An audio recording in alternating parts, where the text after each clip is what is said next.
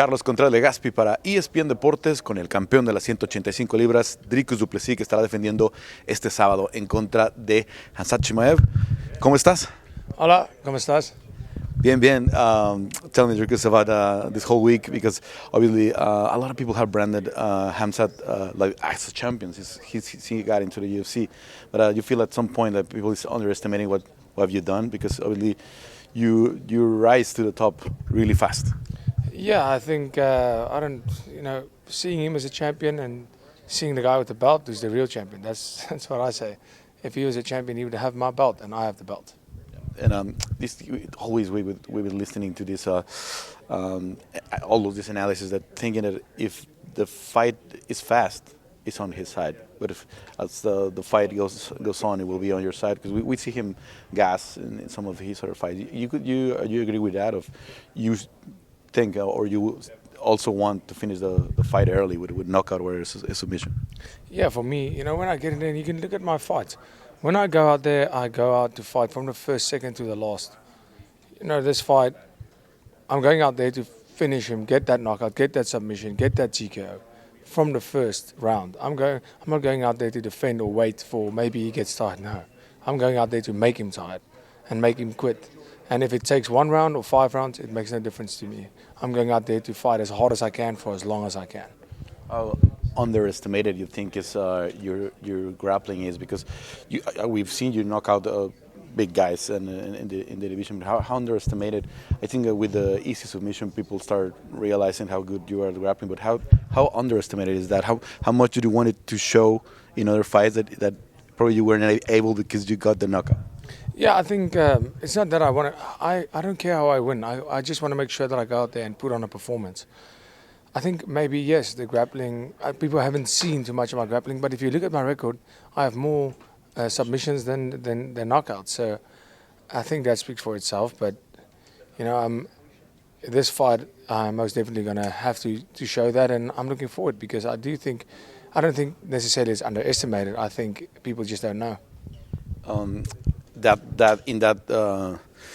In that area, you're very similar to another champion, who's Ilia Topuria, where you have like this very parallel career in the UFC, which is I don't think it's something that the UFC planned, but you share like 3 or 4 cards in the beginning of your career, and then you became champ a month before him. So and it's like you guys are the new era of fighters. Like you have a good grappling background, but then you can knock out people. So what do you think this happened, and what do you think about this new era, especially with Ilia, who you have share of all these cards? Yeah, I think 100%, like you said, it's a new era, and I think in every sport and it is only natural. If you look at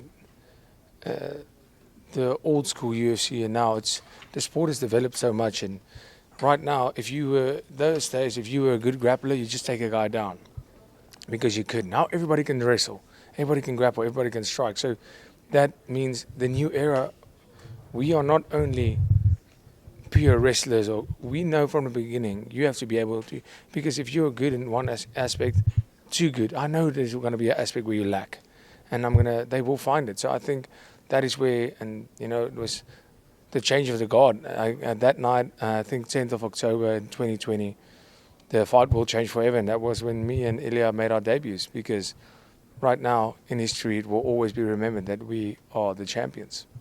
Do you have many talks? Because you shared locker rooms a couple of times. And it was 264 to 282, like those big pay-per-views where you were like in the prelims or in the or early in the main card, and then now you're 2 of the biggest stars in the company. Yeah, absolutely. I think it's we are good friends. I have a very good relationship with Ilia, and I respect him so much. I think he's deserving of that #1 spot and the stuff that he's been doing. I think it's motivating, and not only that, he's a great person, a great father, a great husband, and his success is great to see, and I'm really, really happy for him. And yeah, of course, we speak whenever we see each other. We like to catch up, and even we've talked about even training, cross training. So it's I would like to go to Spain eventually, and just on holiday and spend some time training with him, because obviously what he's doing is he's a special fighter. I see like he's having vacation in Formentera, near to Ibiza, so it's something you would like to share. Yeah, that sounds great. I mean, I don't know if he likes to be on the beers, but I am a big fan of beer. Well, and let me on the same subject, like a guy with many submissions like you, when you started realizing that you could knock people, like and get that highlight, how does it change your mindset? Like, because it helps you grow, like again in stardom, and to people, to the promotion, to put you in better positions, like getting close to the title shot. When you realize like you could knock these guys and make the highlight to be even better. Let me tell you this. I mean, my amateur record, I had 33 fights with 30 knockouts. So as a K1 fighter, I always knew I could knock people out. But, you know, previous in my career, I would catch a guy. I had some knockouts. I would catch somebody and then the fight would go to the ground. People knew that I was coming in as a kickboxing K1 amateur world champion. So they would take me down and they would immediately try to get the fight to the ground. So I was forced to grapple. So that's why that happened. And in the UFC, you know, as my wrestling got better, my takedown defense, people don't necessarily get you down. And also the fact that people, for you to knock somebody else, you need to want to be fighting with you. And that's what happened in the UFC. People aren't scared to stand and bang. And I think that's what made the difference, gave me the opportunity to be able to knock people out. And yeah, I guess it makes you a big star, the big knockouts. But I mean, look at a guy like Khamzat. He doesn't get a lot of knockouts, he gets submissions.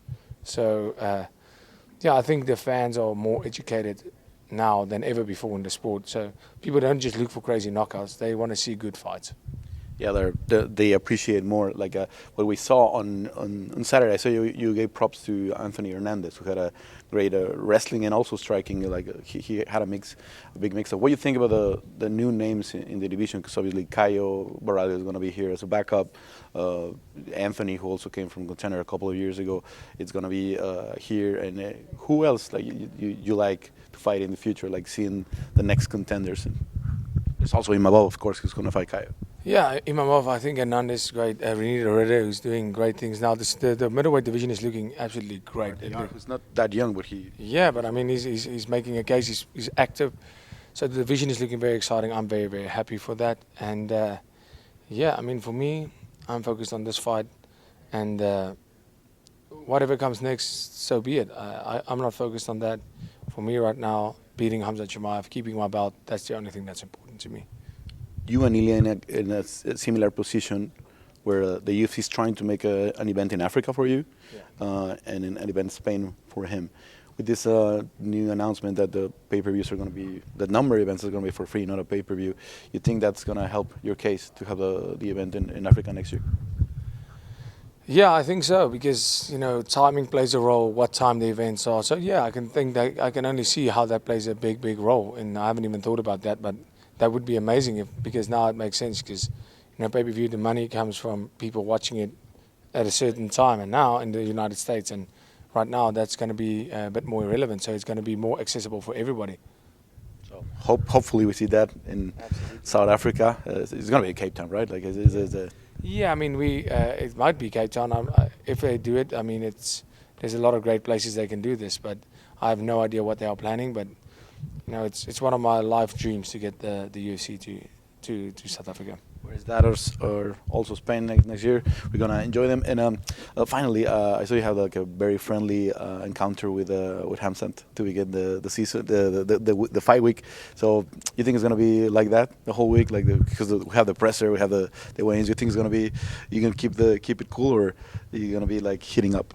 Well, I mean, I think, you know, it's all about respect, and he showed me respect, and I will show respect to him. It's always like that with me. It's never personal. If you respect me, I'll respect you. So I think we both, maybe, I mean, we'll see how he reacts, but I'm not here to, you know, start something. I'm here to beat him. I'm here to keep my title, and that's what I'm going to do. So, you know, all of that, it doesn't really matter to me, but it seems like everything is good right now, so that's good. Well, let's see what happens when the cage closes. That's what people want to watch on Saturday. Hope we have a great one. Absolutely, we will. Dricus Duplessis, el campeón de las 185 libras, este sábado en UFC 319.